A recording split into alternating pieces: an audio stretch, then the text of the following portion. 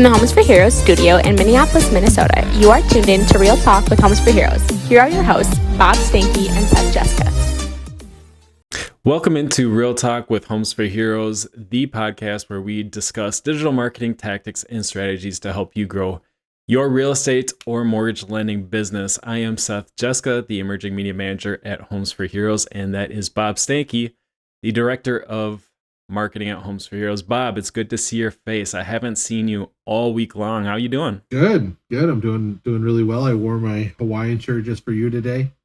I don't know if I've worn this on past episodes. I couldn't remember. This is my favorite one. It's got pineapples on it and toucans and so I love thinking of days when we can go back to the beach and sit under the palm tree. I was wondering if you were at the beach because I haven't really seen or talked to you all week.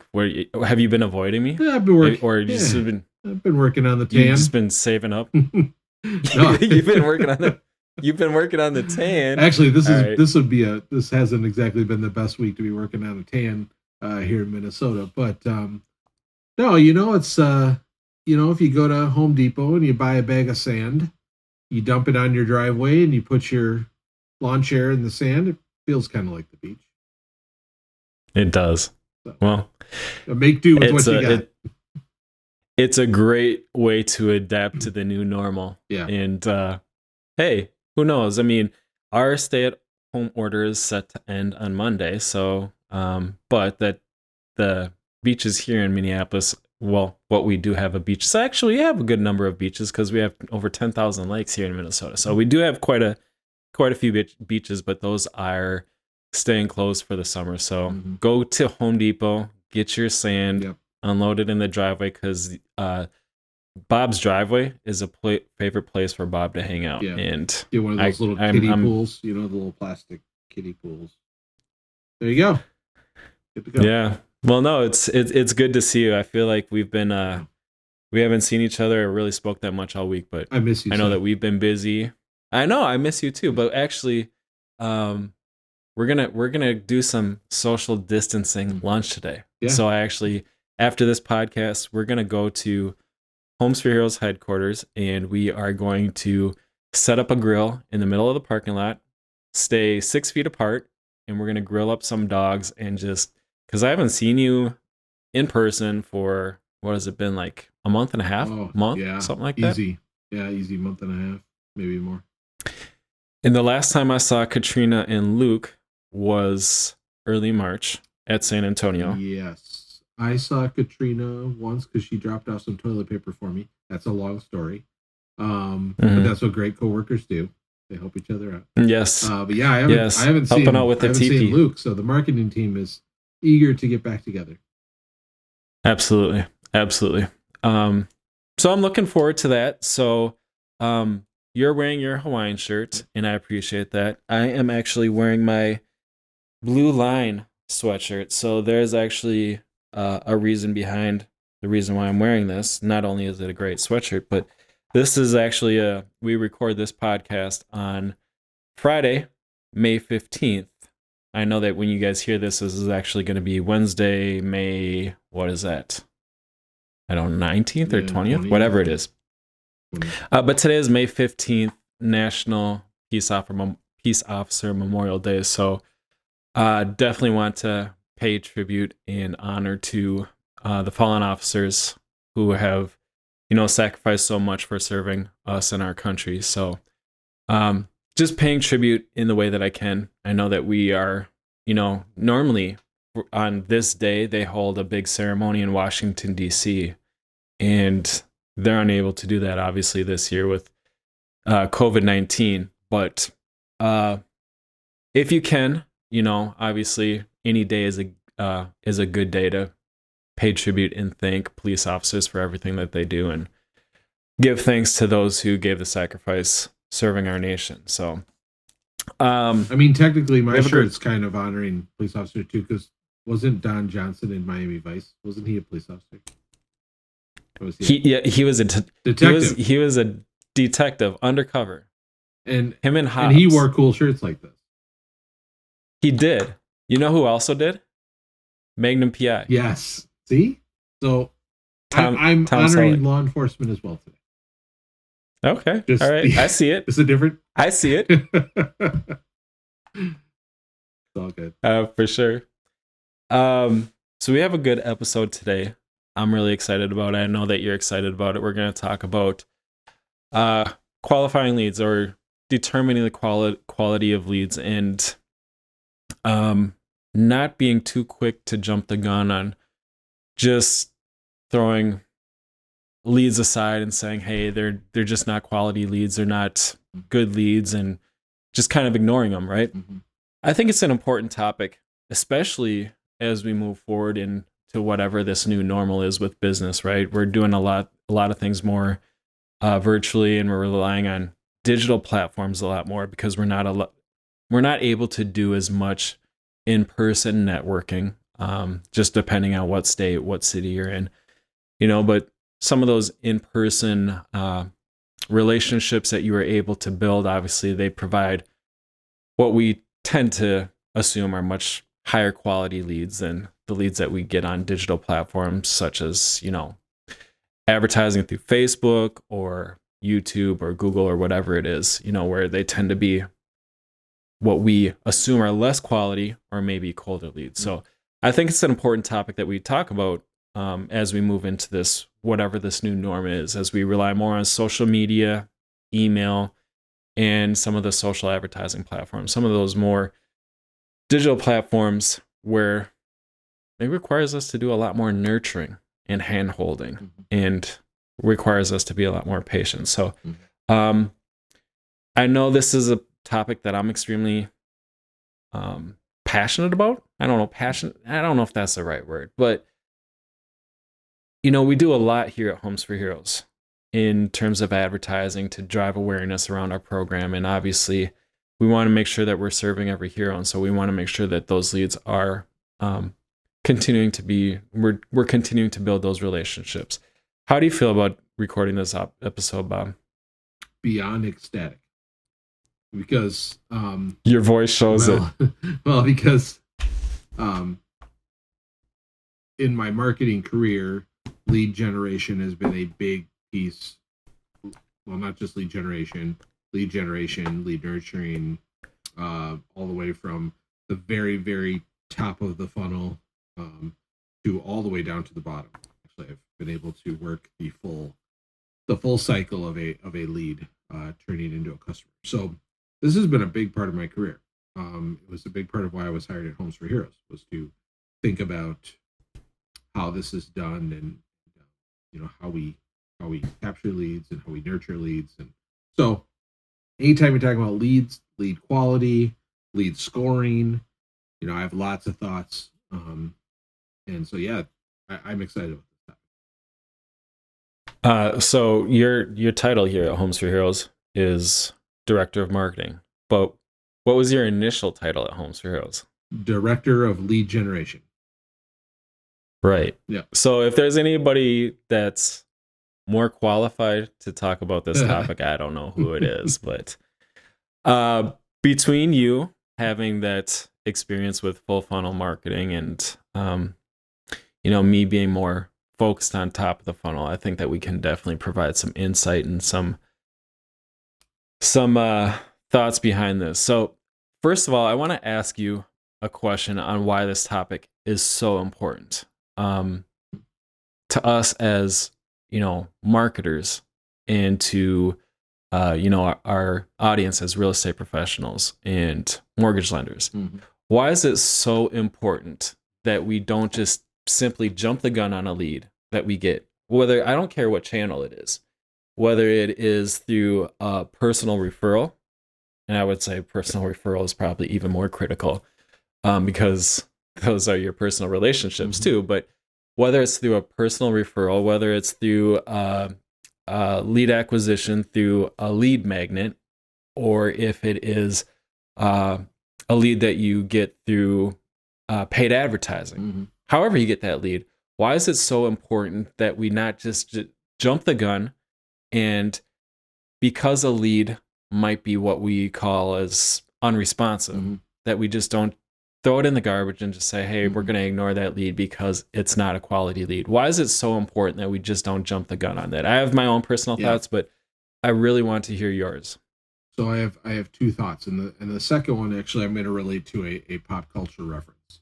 The first one is that it's very, very important to remember that leads come in different stages, right? So you often hear, you sit in a meeting with me, I say it a lot, intent stage. So basically at what stage of intent is a lead in? And that is a big, big range, right? In every sector, every industry, but especially in home buying, home selling, like those are big financial transactions, right? So people start at very, very early stages. Some research that I've cited in some of the presentations I've given during my time at Homes for Heroes says that the intent can sometimes start 22 months before someone's ready to actually make the transaction. 22 months, that's 2 years before someone's going to make a transaction. And so you may get a lead that comes in at that stage, at the 22 months.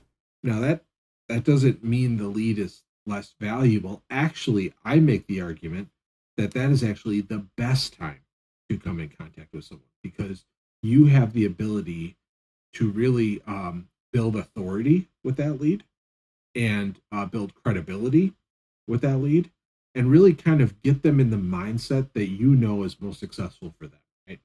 So if you get a first-time home buyer who's coming in who doesn't know anything, okay? Buying a home is a confusing process when you're doing it for the first time. So let's say they come in and let's just use the model, the 22-month.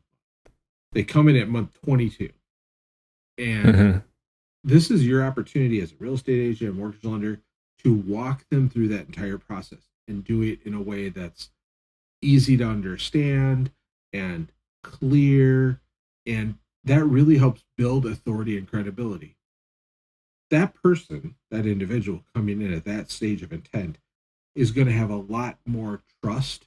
They're going to know, like, and trust you a lot more as that process goes on, right? So that when you get to the end, when you start getting to that stage, maybe at the 3-month stage, and you're starting to look at houses and if they've been pre-approved and all this stuff, like, you've gone that whole journey. And it takes a lot of work. That's why building up a lead pipeline is so important, because you want to have multiple people at different stages, right? You want to have some people in the very early stages that you're nurturing and fostering through the process. You want some that are kind of in the middle, and then you want ones that are closer to the end. That way this pipeline continues to, move. I think that for every person that you're coming up on a closing, let's say you're within 3 months, you should be adding someone back here. I'm kind of using that. Yes. So, your time scale. So don't always think about a lead as someone who's going to transact right away. This is a long game. This is a marathon. It's not a sprint. Okay. So remembering level of intent, because you never know who that buyer is at 22 months. That buyer coming in, that a potential buyer, might have a large network of individuals. They might be very influential. So you want to take care of them. You don't want to just ignore them or think that they're not a quality. Okay. The second thing I'm going to say is a reference to one of my favorite movies of all time, and it actually resonates with the real estate industry. It was a play that was written, and it's called Glengarry Glen Ross. Have you ever seen the movie Glengarry Glen Ross? So I haven't seen the entire movie. You've probably seen the epic scene with Alec Baldwin.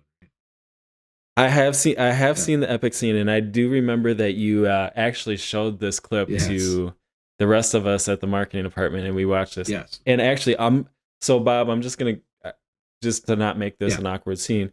I want you to tell a story, but as you do tell this story, I'm actually going to plug in my computer because the battery's about to die. Oh yeah, go for it. So go for it. So anybody who's watching it on YouTube and saying Seth this is a really awkward thing. Yeah. So that is a really I probably made it awkward, but anyways, I'd love to hear this story, Bob. Okay, so the movie it's really great. It's a story about a sales office.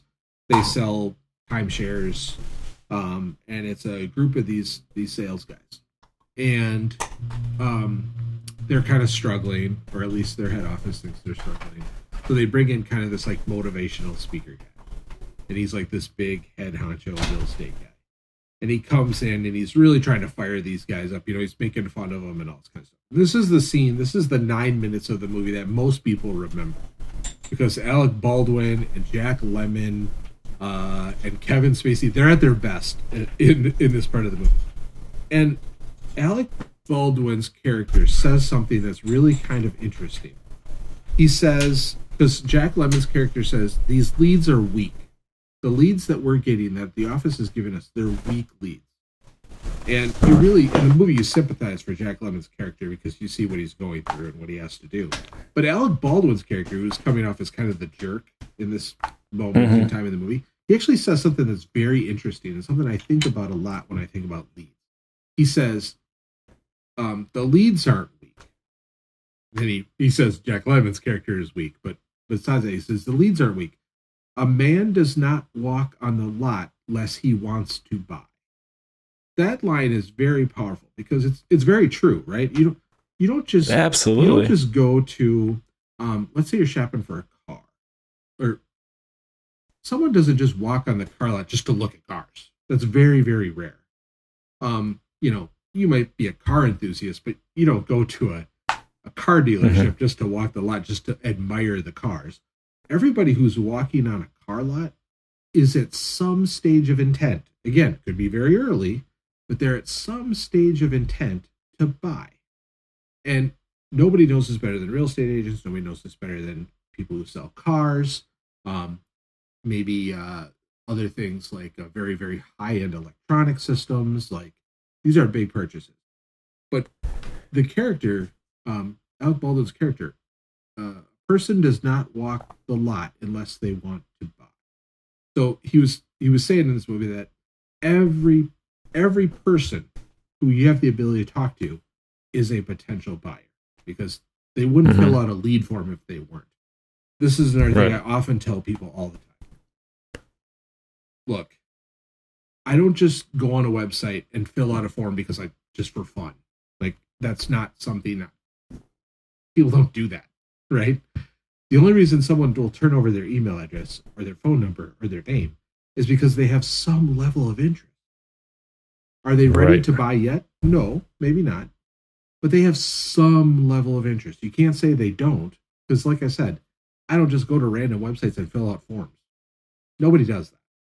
So when you do get a lead, regardless of where it came from, who it is, remember that they took the time to do that, or to call you, or whatever they did, however they reached out to you. That took a level of effort that shows intent. So that's when you look at that lead, you say, now what stage of intent are they in? So I just rambled there for quite a while. I'm pretty passionate about this because I believe that this to be very, very true. I hear people in all industries, not just real estate. Believe me, I've heard it all in 20 years. This lead doesn't mean anything. This is a worthless lead. No way. No way. No lead is worthless. They just come at different stages. I 100% agree with you, and I don't think that you rambled on at all. I think everything that you said makes perfect sense. And I mean, you use that. There's two things that you touched on that are extremely important there. I mean, first of all, our customers, our potential customers, are making one of the biggest purchases of their life, right? Yep. And there's so much information, and there's so much convoluted information that goes behind buying a home. And the average home buyer, especially the first-time home buyers, they don't have the information that they need readily at the top of their head. It's not like when they're 16 years old and they bought their first car or whatever, or 18 years old when they've bought their first car. That's still a significant purchase, but maybe by the time that they are ready to buy a home, they have bought like 3 or 4 cars or whatever it is, and so they're accustomed. They know how that transaction happens. They know the research that they have to put in.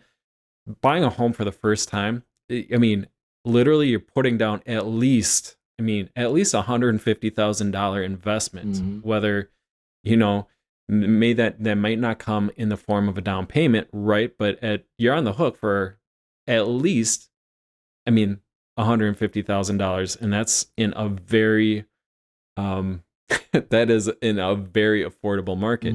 So it's the biggest investment. It is one of the most significant investments, and they don't have that information readily available. So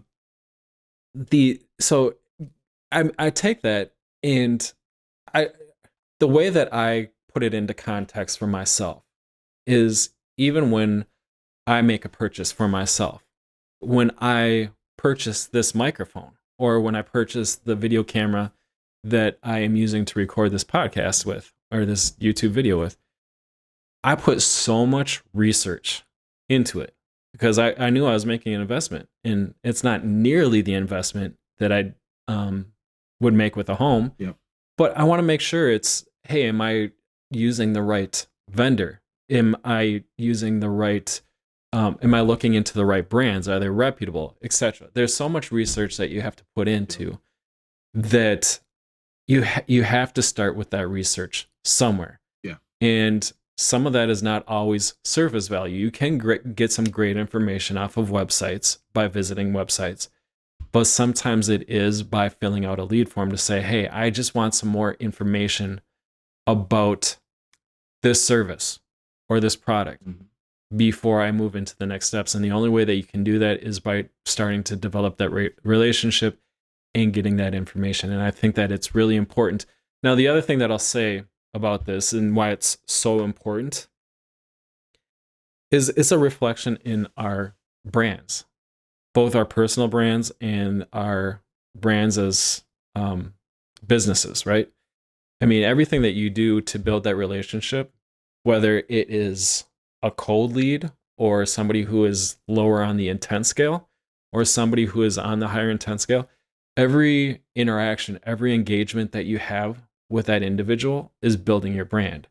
And so if you are just getting a lead and you say, I called them a couple times, I texted them a couple times, I sent them a couple emails, they were unresponsive because they didn't want to talk to me, that's a representation of your brand. Now, I will say that as we move more into we've been in the digital age, but as we move more into this digital age, that more people are relying on digital forms of information, right? They're filling out lead forms to get information. So it's not necessarily, hey, let me fill out a lead form so I can be inundated with phone calls to try to set up a conversation. Now, I know that's what we want as, marketers and as business owners. We want to have those conversations. We want to have those relationships. But sometimes it is people who are just looking for information. And I think taking that opportunity is a great opportunity to build your brand. The other thing that I would say is that the importance of resources. I mean, forget about ad spend. Forget about the time that it took you to build an email. Let's put it in the context if going back to 20 years ago, as you were trying to develop, business for your real estate, you relied on cold calling, and you relied on emails, sending out cold emails. Maybe some of that was actually literally door knocking. Now imagine that, Bob, you are my boss, but imagine that I was responsible for building business, and part of my job was to door knock. And I literally spent 8 hours out of my day going door to door knocking, and somebody had showed that they expressed interest. And then, I never really took the time to follow up with them. Whatever that interest level was, that's literally 8 hours of my day that I spent trying to build interest, and then just disregard it and say, well, they're not responding to me. So I think it's a huge miss in terms of resources that you're investing into building business. And again, back to your reference, I think you have to build all stages of that funnel. I mean, it would be great if we could always build the low end of the funnel. I mean, if we could be constantly filling that, but sometimes the only way to fill that is filling that top of the funnel, the people who are less interested, who have less intent, but the resources that you're allocating to building that is only going to come to fruition when you start investing in nurturing them down to the lower end of the funnel. So let me ask you about this. Can I add on one thing real quick? Yeah, absolutely. Okay, so, sometimes we need to just take a step back and get back to the basics of the foundation of what we do, right? So we think about a lot of high level stuff now. We think about Facebook advertising and market targeting strategies, and we throw out all these big words, right? At the end of the day, when it comes to sales and marketing, let's remember one very key element, going back to the basics. It's all about the numbers. Okay. It's all about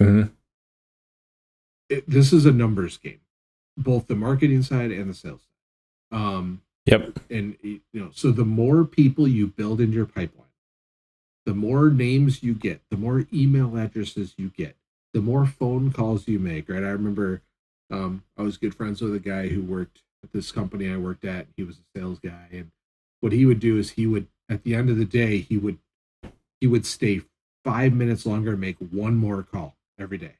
So at 5 o'clock he was done with work. At 5 o'clock he'd make one more call, just one more call. And we always used to give him a hard time because we wanted to head out of the office to hit up happy hour, and he was always like, "I gotta make one more call." I'm like, "Why are you making one more call?" And he's like, "Because if I do that every day, that's 270 more people I've added to my pipeline at the end of the day." Think about that. Like, it's math. That's why I love baseball. Baseball is the more at bats you give a batter, the more likely he is to get a hit. Right? That's why I use that reference a lot in the office as well. It's like the more at bats we have, the more hits we'll get. Look it up. Go to baseballreference.com. The batters that have the most plate appearances tend to have the better stats because they've had more opportunities. It's the same with leads. The more leads you have, the more opportunities you have to make a sale or sell a product or whatever. So remember, at the end of the day, it's about numbers. It's about having more emails, more phone calls, more prospects, a bigger sphere of influence. Those are the things that are going to move the needle. Yeah, absolutely. So you alluded to this a little bit already, but you had talked a little bit about that funnel and how you have to build the top of the funnel, the middle of the funnel, and the bottom of the funnel, and there's different forms of intent. Yep.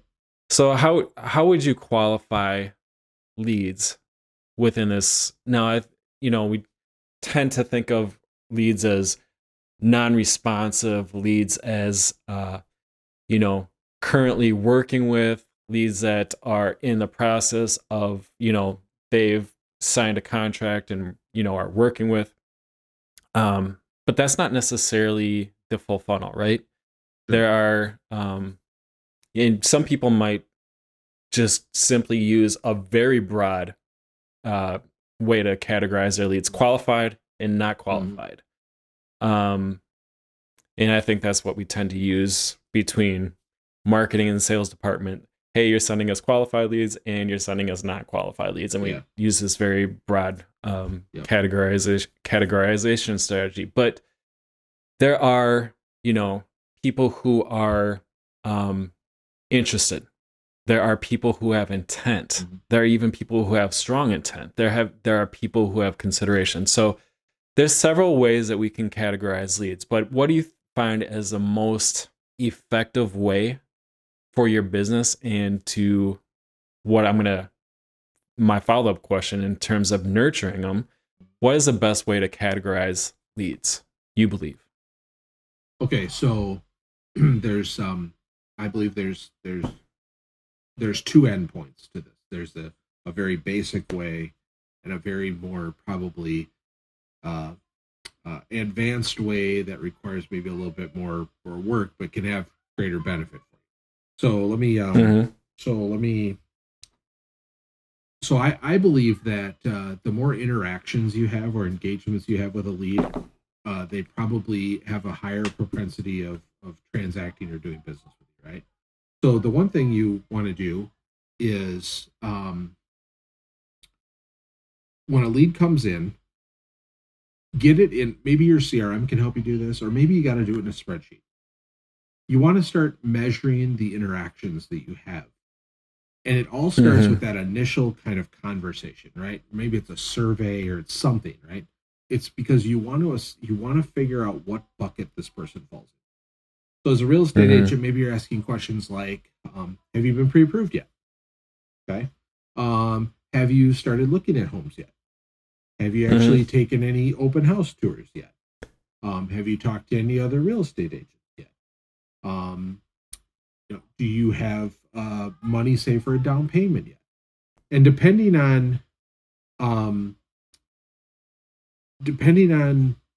when or how they answer those questions, assign some sort of score to them. Do you know what I mean? Like assign some sort of value to them so that you know where to drop them. Because I think when it comes to managing your leads, you don't want to spend too much time on those that are further in the intent scale. You gotta they need nurturing, they need some love, right? But you don't want to spend too much time on those people because you got to focus on the other buckets too, right? So by putting them in these buckets, then you can determine how much time you need to spend on each stage. You maybe need to spend a little bit more time with the people in the middle because they're further along. Maybe a lot of your time, maybe 80% of your time is with those that are coming close to really transacting, right?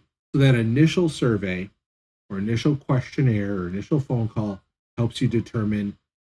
I would use some sort of like number scale, right? 10 being this is a hot lead. This is someone really hot. 1 being they're not pre-approved. They haven't looked at homes. They don't have down payment put together yet. They just want to learn more about buying their first house. Again, those people are valuable, but they need to be categorized into a separate bucket. Now, step 2, every interaction you have with these individuals moving forward changes that score. So say you bucketed a bunch of people in one bucket. They had a score of 1. But you notice that Jane Doe is opening up all your emails. You've got her in a drip campaign. She's opening up all your emails. She's even sharing the email. She's clicking on the links in the email. I think Jane Doe's score changes. I think she's a 2. Absolutely. Or I think she's a 3 now because she's sending signals that she is more interested. Maybe someone who's a 1, let's just say Kevin Smith. Kevin Smith's not opening up any of your emails. He's not taking your phone calls. He stays at a 1, right? And he gets added to a different drip campaign or a different journey, right? He's lower on that scale. That's how I would do it, personally. The more interaction someone has, the more it adds to their lead score. I think a lead score makes perfect sense. It's funny because you had to plug your computer and I got to plug mine in. So you keep talking. We've had to do this now. Both of us have had to do this. We didn't plan this very well. No. This is the. So I can hear you. I'm just gonna go plug my computer in. This is the ad hoc way of recording your video from home. You sit down in front of the computer, you start recording. But no, Bob, I really love the idea to assign lead scores to your leads because the fact that we just put a label on it, I think, yes, it helps it identify or it helps us put it in a bucket, but I think that gives us more of a comfort level, like qualified, not qualified. It gives us the, excuse to not spend much time on it. Now, I agree with you. Like if, somebody is a very cold lead, yeah, they're going to need nurturing. But if you spend 80% of your time on cold leads and 20% of your time on hot leads, I mean, that's going to impact the bottom line of your business. So I really like the lead score assignment because then that gives you more. If this lead is a 1, I know that it requires this actions, or it can put him into this drip campaign or whatever it is. Or if a lead is an 8, then I know, hey, I need to start doing these tasks with that person and start putting them into this lead nurture cycle. Now, it sounds like a lot of work. And again, some CRMs will do this for you, right? Some sophisticated CRMs will track your emails, they'll track your phone calls, and they'll tell you which leads are perhaps further along or hotter or warmer or colder. But if you're just getting started, a simple spreadsheet is all you need. You just need the person's name, and then you need like 3 columns: phone call, email, newsletter open, or whatever. And every time someone takes an action, like say Kevin Smith calls you, you just change the number in the call box to a 1 or a 2 and just have the tally those interactions. And then that way Kevin Smith has a score of 15 because maybe he's taken 5 phone calls, he's emailed you 5 times, and he's opened your newsletter 5 times. Maybe his score is 15. I don't know. Like, you can keep it simple. You don't need a fancy algorithm to determine a score, but you know that him compared to Bill Johnson, who's only contacted you once, you know that Kevin Smith has a higher intent to buy, and he may need to be nurtured differently than Bill Johnson. So just keep it simple. But like I'm saying, your CRM might do this. If it doesn't, though, doesn't mean you shouldn't score your leads. I believe you should be scoring leads, and you should be doing it even if it's in a simple spreadsheet. And I can actually speak from experience that when I was building a business unit here at Homes for Heroes, that I didn't have a CRM. All I had was an Excel spreadsheet. And I can say that it was very effective, and it helped me. It definitely helped me in my sales calls, in my prospecting, throughout all sales or throughout all stages of that cycle. It really helped me go in there with a more informed approach, whether it was through email or phone calls. Keeping track of that in a spreadsheet was very helpful. Now, yeah, it can get very tedious, but once you have a certain CRM size with a certain database, you can scale up, right? I mean, once you have that, that investment is probably going to be more worth it because you're nurturing more leads. Here's where it comes in handy. Say you've got a home that you know is coming on the market, and you've got in your CRM or your spreadsheet, because you've scored all your individuals, right? Let's say it's in a spreadsheet. You go into your spreadsheet and you filter everybody who has a score higher than 15, lead score higher than 15. And maybe you send them just that list an email, and you say, hey, I just found out this home's coming on the market. It might be one you're interested in. Because you've segmented them and you know that they're your hottest prospects, you've now created kind of this like exclusive feeling, this trusting feeling of that you've been watching, you're engaged with how they've been engaging with you, and you personalize that email to be more along the lines of, hey, I know we've been working a lot together, so I know you might be interested in this. That's why I'm just making sure I send this to you, right? Yes. It's because you've set up a tool where you can easily get in there and say, just show me people at this stage, or just show me people at this stage. Maybe you're going to do a home buying seminar for first-time home buyers. That might be great content for the people who maybe have lower lead scores in your database, right? Might be helpful for everybody in your database, but I'm saying, like, maybe you know that most of the people who score a 1 or a 2 in your lead scoring system tend to be first-time home buyers who are still kind of learning. Maybe you do a first-time home buyers workshop and you send them that email. You wouldn't send that to the people who are maybe at 15 or 25 in your score. I'm using arbitrary numbers here, but do you see what I'm saying? Does that make sense? Absolutely.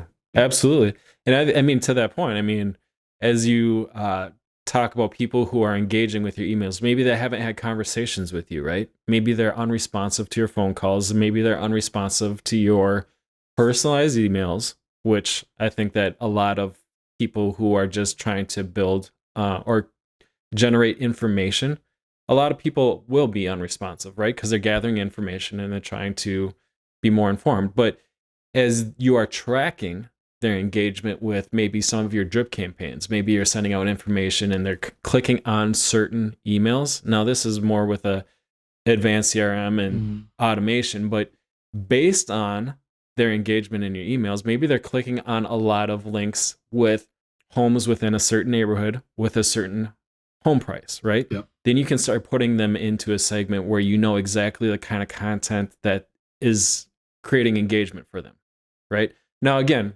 this can seem very overwhelming and daunting, but this is more at scale when you have a more advanced automation and CRM strategy, because that could be a very daunting task to manage even 100 different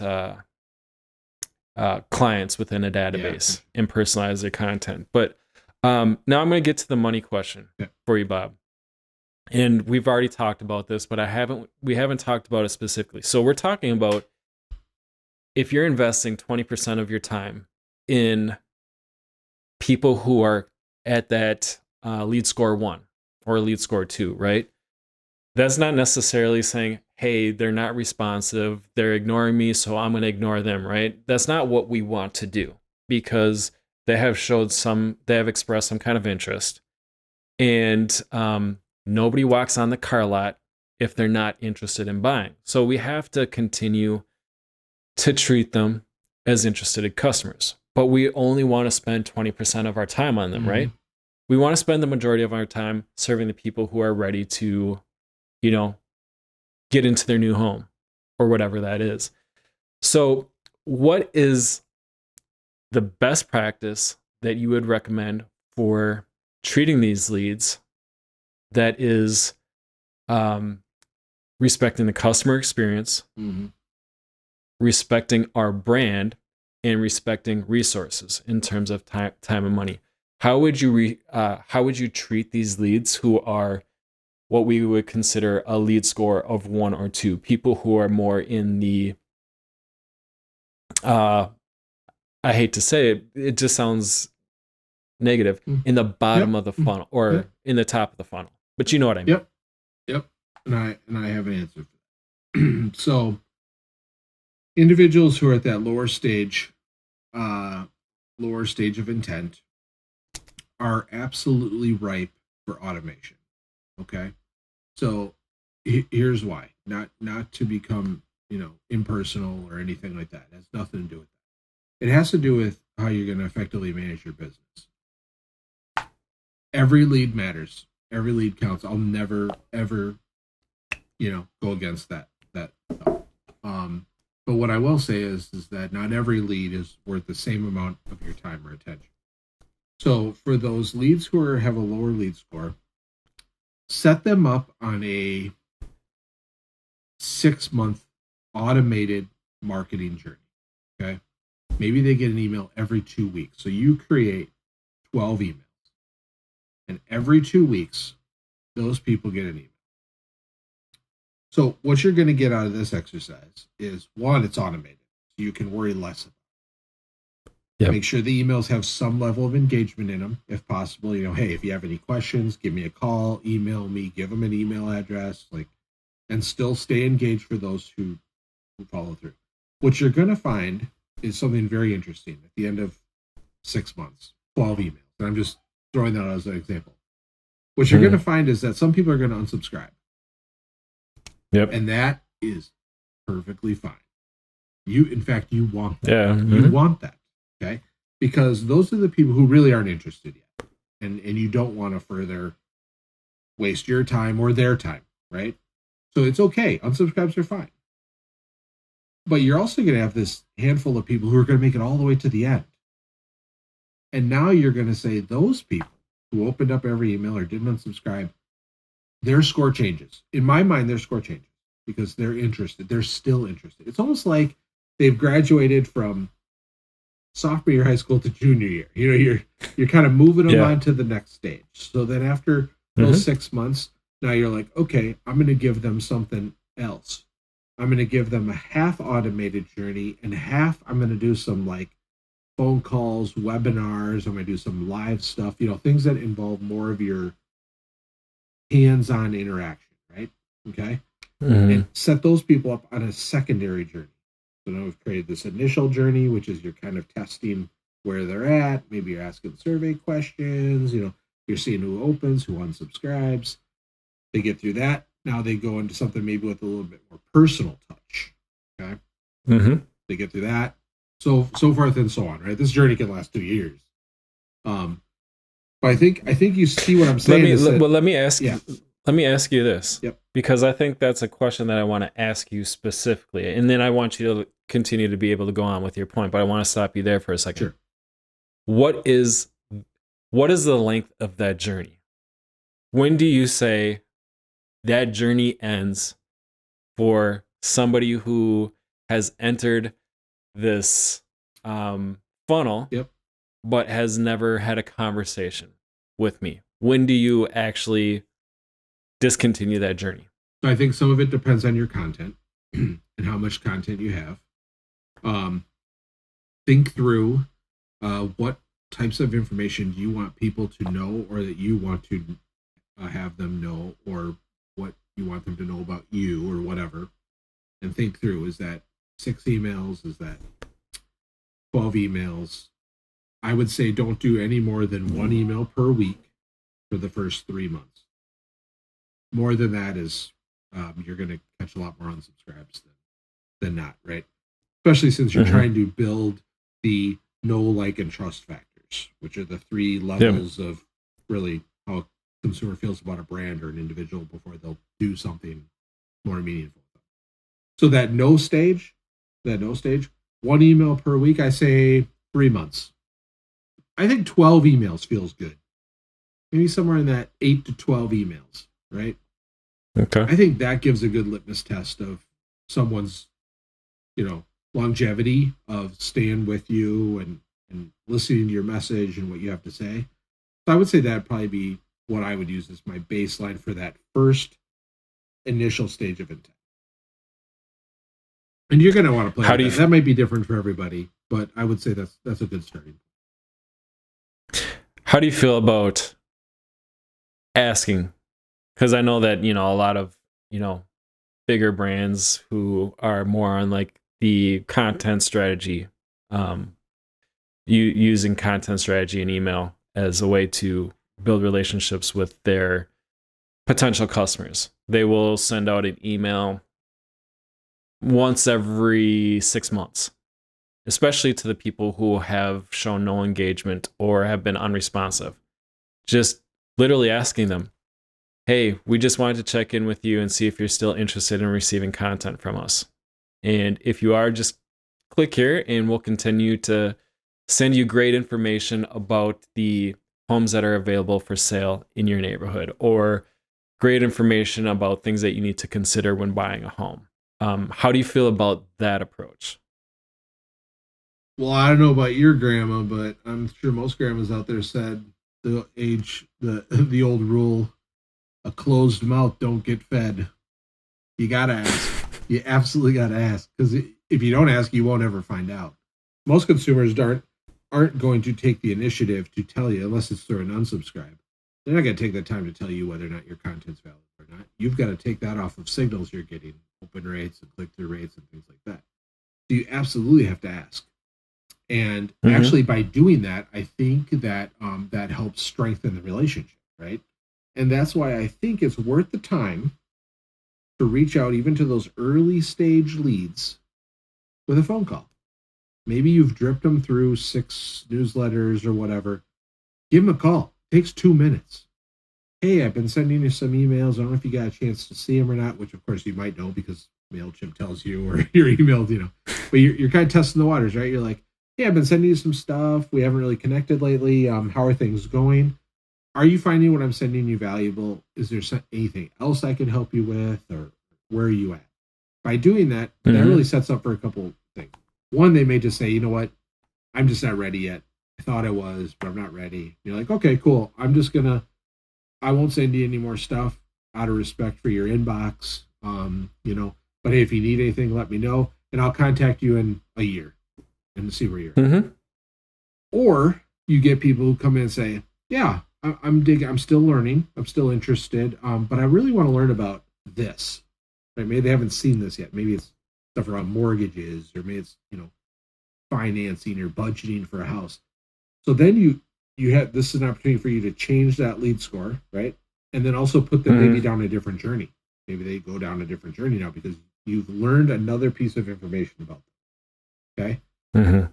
The third person will say, absolutely, keep sending me stuff. This is great. It's really helpful.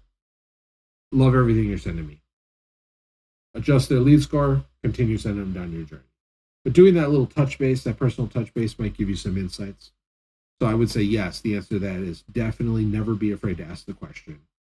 If you're being helpful, or if there's anything else you can do, because what you're trying to ultimately do is to figure out if you need to move them to the next bucket.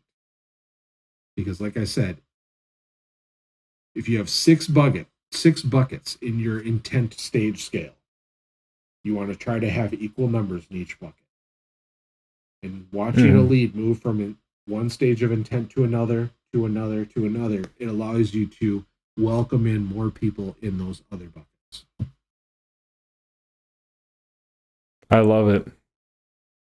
Can you tell I love this stuff?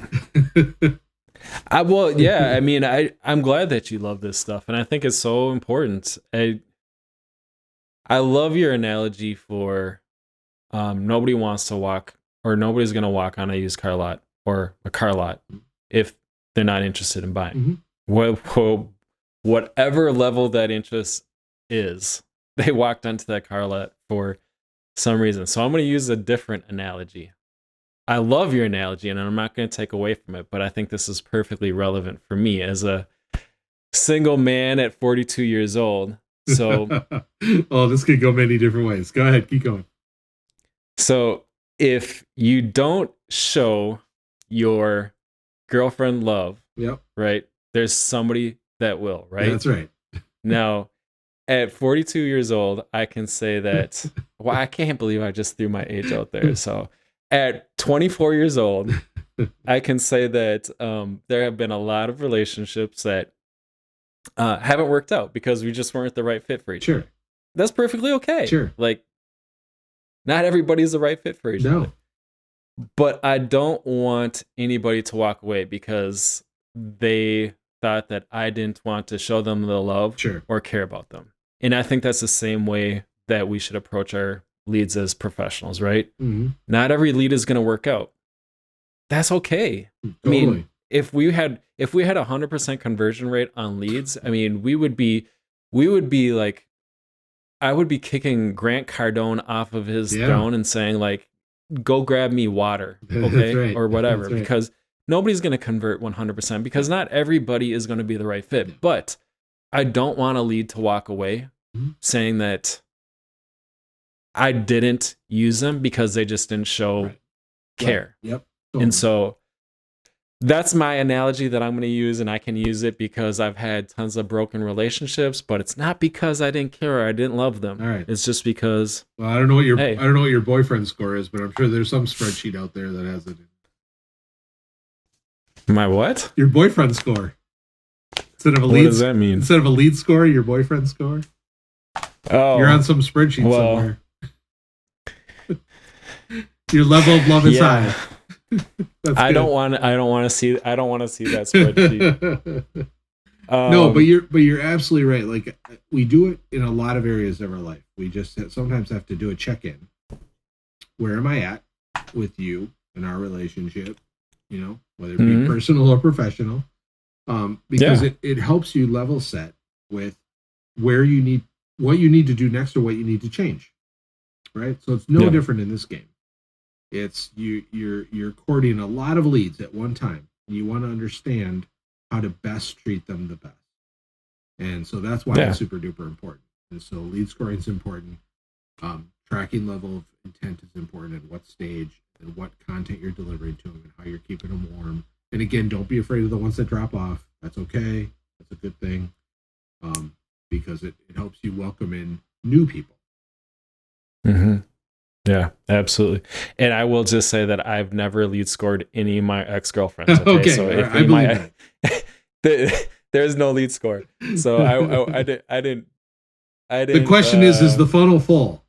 That's really the question. Are you keeping the stages moving along? Thank you so much for tuning into this episode of Real Talk.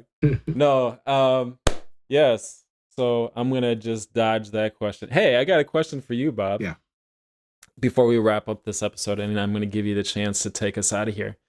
Do you have a graduation ceremony going on at your house?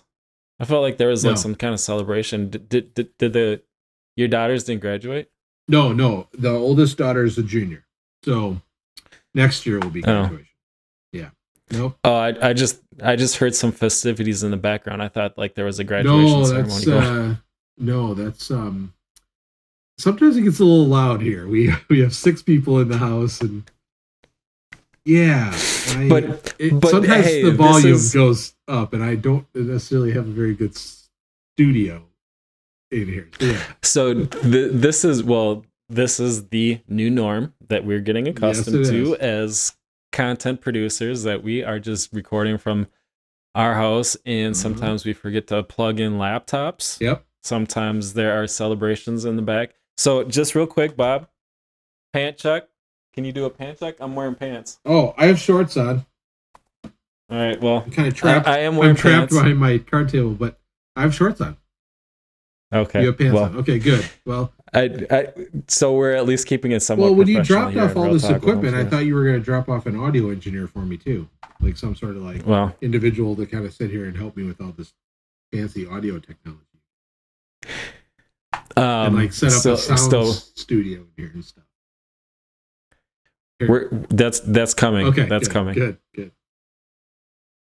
I will contact the finance department after this show. So, no, great information. I think this is definitely critical and important information that we consider as professionals and as we're looking to grow our business. So, thanks, Bob, for sharing your 20 years of insight and knowledge. We definitely appreciate that. And on that note, do you want to take us out of Real Talk with Homes for Heroes and do the outro that you love to do so much? Absolutely. Well, if you are listening to this in podcast format, you can find us in all the podcast directories out there. We're just about everywhere, I believe. And if that platform allows you to rate and review, please do that. It helps other people find our podcast.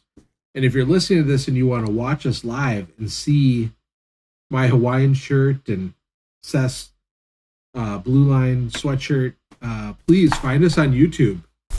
Subscribe to the Homes for Heroes channel. There's tons of content going up there every single week, including this podcast and lots of other helpful resources that you can find. And speaking of resources, how about visit joinhomesforheroes.com/resources, and you can find all the videos, all the podcasts, all the blog posts, all of the guides that we have to offer right now, including some free guides. If you sign up to our newsletter, we'll give you 3 guides, 2 Facebook ad guides and an Instagram guide for absolutely nothing. Free. Free. So joinhomesforheroes.com/resources. Go check that out. You can find me just about everywhere. I'm on LinkedIn. I'm on Twitter. I'm on Facebook. I'm on Instagram. I'm on Snapchat. I'm on TikTok. I'm on everywhere. Usually at Bob Stanke is my handle. And of course, Seth. Reach out to Seth. I mean, I gotta say, our family was admiring your Instagram photos. You had some great photos of downtown Minneapolis at night, and we were admiring them over dinner the other night. And I must say, follow Seth for some creative inspiration on numerous channels, including Instagram and TikTok. So follow us, ask us, comment on this video, like the video, comment on the video, subscribe, hit the notification bell. The next time we post something, you get notified right away. That's all I got. Okay, real quick. Yeah. I want to take this because this is the end of the episode, so I can take this opportunity. This is my 2 minutes to kind of indulge in my personal stuff and whatever. But you know what I found really interesting? And I wanted to talk about this. So you know how much I like TikTok, right? Yeah. I actually started binging again this week, and I love watching TikTok. And I really am going to encourage all our real estate professionals out there.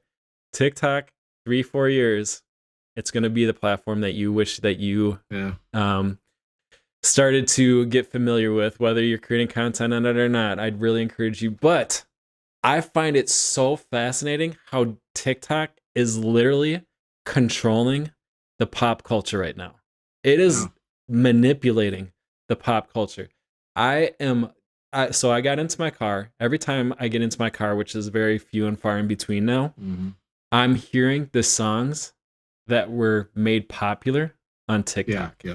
It's so fascinating. So I just wanted to throw that out there because we were mentioning social media platforms, and I'm not creating enough content on TikTok, but I just want to throw it out there because I found it so fascinating. I get excited about that stuff. True. So, anyways, thank you for doing that, Bob, and thank you for letting me indulge there for a few minutes. But thank you guys for tuning into this episode of Real Talk with Homes for Heroes. Make sure you tune in next week.